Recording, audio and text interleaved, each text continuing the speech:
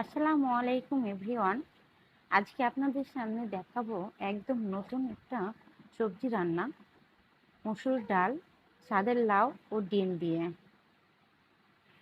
তো প্রথমে এখানে আমি লাউ কেটে নিয়েছি, মসুর ডালটা ধুয়ে নিয়েছি, কিছু কাঁচামরিচ, লবণ, হলুদ দিয়ে প্রেসারে সেদ্ধ করতে দিলাম।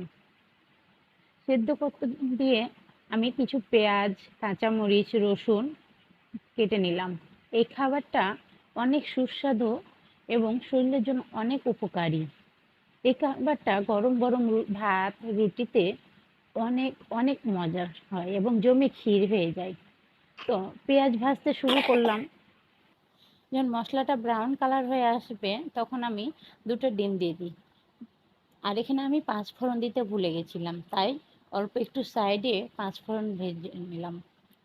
আর আমি ডিমটাকে ভালোভাবে লালচে করে ভেজে নেওয়ার চেষ্টা করি সব সময়, তাহলে ডিমের গন্ধটা চলে যায়। তারপরে আমি এই লাল লাল ভাজা ভাজা ডিমের সাথে একটু সবজি দিয়ে নাড়াচাড়া করলাম, কারণ এখানে মশলার গন্ধটা সেই রকমভাবে বের হয় এবং রান্নাটাও অনেক মজার করে তোলে। তো আমার রান্না তো শেষ, আর সুস্বাদু হয়েছে অনেক। তো আমার ভিডিওটি কেমন লাগলো সবাই সম্পূর্ণ দেখে লাইক কমেন্ট করে পাশে থাকবেন। আসসালামু আলাইকুম।